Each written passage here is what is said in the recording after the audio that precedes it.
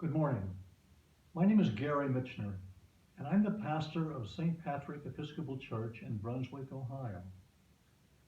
The very first thing I need to say to you is that if you just heard Leslie reading this morning's gospel, you might wonder how on earth will Gary ever find any good news in this particular gospel reading?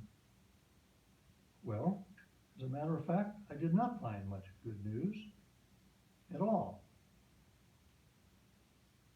But whenever we're given a difficult gospel like this, I've found a sort of routine that allows me to be more deeply immersed in that particular gospel. And sometimes it helps me discover some good news. Here's my routine. I record the gospel on my iPhone. And then every evening, just before I go to bed, I'll listen to it. And then the first thing I do when I wake up in the morning is to listen to it all over again. It's like I'm allowing myself to be steeped in the assigned reading, almost memorizing it. Anyway, it works for me sometimes.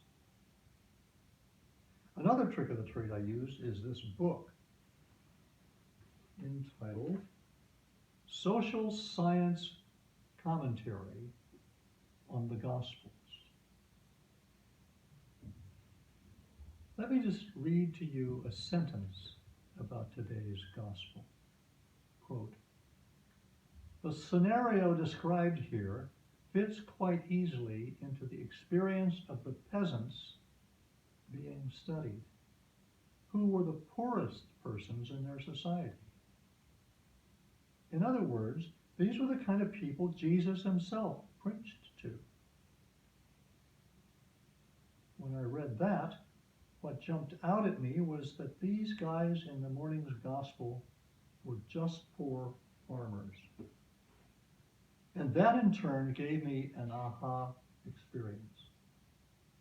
I remembered growing up as a kid, hearing stories about my grandpa Mitchener, who, even though he was just another poor worker on the plantation in Arkansas, was also an ordained preacher in the Church of God, which incidentally was the same denomination I had been brought up in until I became an Episcopalian. I'd like now to fast forward to when I discovered another book which also changed my life, an autobiography by a man named Mel White, entitled Stranger at the Gate, and the subtitle was To Be Gay and Christian in America. Several years after I read Mel White's book, I had the opportunity to get to know him, and I discovered a lot of amazing things about him. For example, back when he himself was an evangelical preacher, he had been a ghostwriter for fellow evangelicals, including Pat Robertson, Billy Graham, Jerry Falwell. Of course, when they discovered that Mel was gay, they immediately dropped him. Another thing you need to know about Mel was that in 1997, he was awarded the American Civil Liberties Union's award for his efforts to apply the nonviolence principles of Mahatma Gandhi and Martin Luther King Jr. to the struggle for sexual minorities.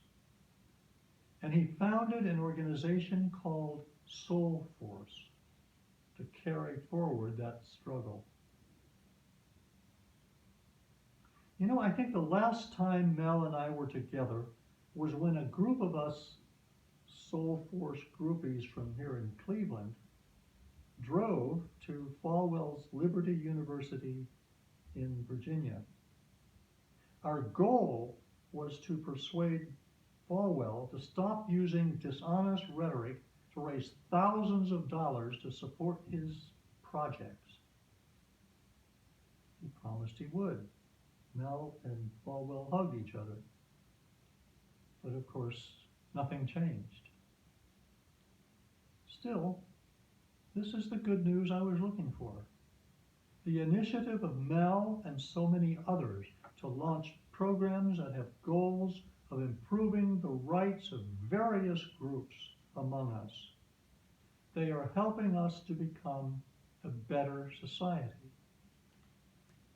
But I want to close with these words from our presiding Bishop, Michael Curry. Bishop Curry says we need to ask ourselves these three questions every day of our life. Number one, how can I love God today? Number two, how can I love my neighbor today? And number three, how can I love myself today? And I would like to add from my own personal experience that there will be some days when that last question will be the most difficult one of them all. You know what I mean? I'd like to close by asking you to join me in a hymn, Amazing Grace, written in the 18th century by an Englishman named John Newton, who was at one time involved in the Atlantic slave trade prior to his conversion.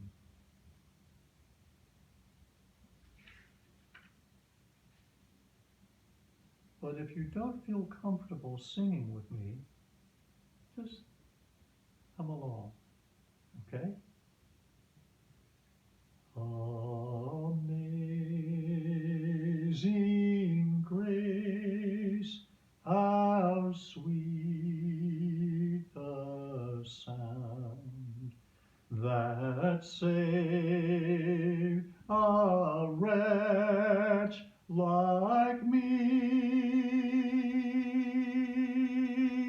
I once was lost, but now am found, was blind, but now I see.